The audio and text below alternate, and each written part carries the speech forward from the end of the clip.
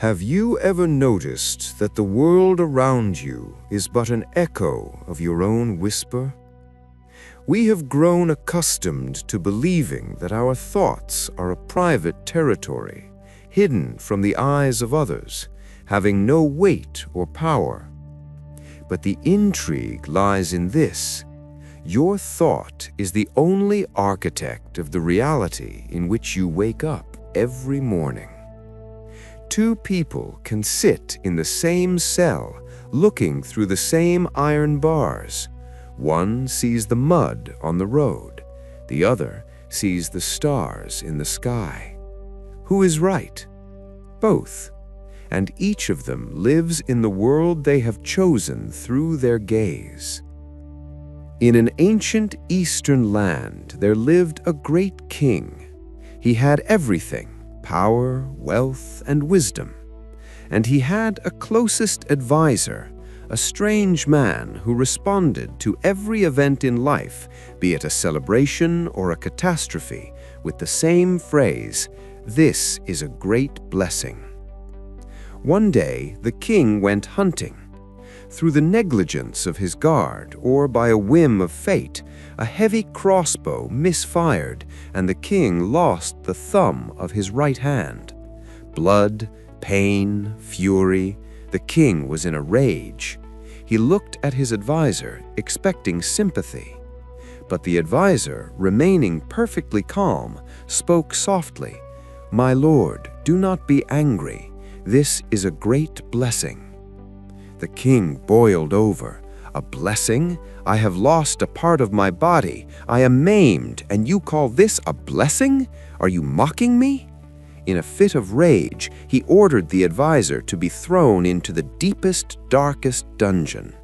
As the guards led the old man away, he turned around and said calmly once more, "The fact that I am going to prison is also a great blessing." The king decided the advisor had simply gone mad from fear. A year passed. The wound had healed, but the anger in the king's heart remained. One day, while hunting in a remote, wild jungle, the king became separated from his retinue and was captured by a tribe of forest dwellers. They were preparing for their annual festival of sacrifice to the goddess of the woods. They were looking for the perfect human being, without flaws, without scars, majestic and pure. The king was tied to the altar. The priest had already raised the knife to perform the ritual, but suddenly he stopped. He saw that the captive was missing a thumb on his right hand. According to their ancient laws, a sacrifice with a flaw could not be offered to the goddess. It would be an insult. They untied the king and contemptuously drove him away. Returning to the palace, shaken and realizing the miracle of his survival, the king immediately ordered the advisor's release. He summoned him and said, "My friend, forgive me. You were right. Losing my finger truly proved to be my blessing. It saved my life. But tell me now, you spent an entire year in a dungeon, in cold and solitude. Where was the blessing in that for you?" The advisor smiled with his soft, compassionate smile and replied, "My lord, it is very simple. If I had not been in prison, I would have been in the forest with you that day. And when the savages saw that you were not fit for sacrifice, they would have looked at me. And as you can see, I have all my fingers in place." Look deeper into this story, beyond the plot. Positive thinking is not cheap optimism. It is not an attempt to convince yourself that pain does not exist. It is not a forced smile when everything inside is collapsing. True positive thinking is a trust in the totality of life. It is the understanding that your mind sees only a tiny fragment of a vast puzzle. When you resist what is happening, you create hell within yourself. You say to life, "You are wrong. This should not have happened to me." But who are you to judge the flow of the ocean? Your mind is a projector. If the slide in the projector is filled with fear, you will see a world full of threats. If the slide is filled with gratitude, you will see a world full of opportunities. The truth is that the world itself does not exist. Only your interpretation of it exists. We are used to dividing events into good and bad, but this division is the prison of your ego.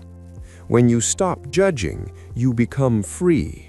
You begin to understand that every no life tells you is actually a hidden yes to something deeper and more important.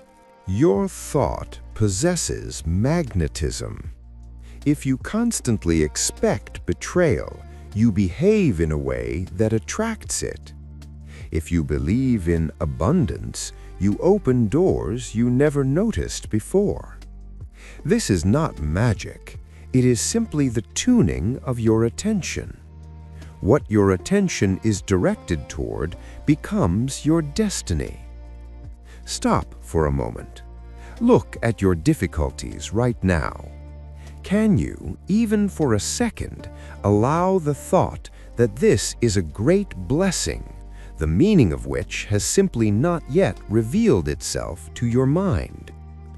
As soon as you accept life as it is, without complaint or resistance, a silence is born in your heart. And in that silence, you discover that you are not a victim of circumstances. You are a witness. Your consciousness is the clear sky. Thoughts of bad or good are just clouds.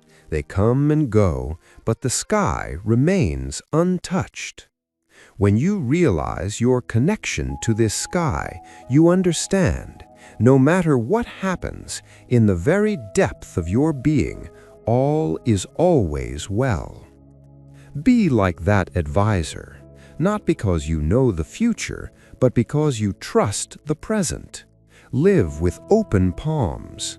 When you clench your fists, trying to hold on to what you think is right, you stop receiving. Open them. Let life flow through you. Remember, your attitude toward an event is more important than the event itself. You are the only person on this planet who can make you miserable or blissful. And that decision you make right now with every new thought. Choose wisely. Choose trust. Choose life.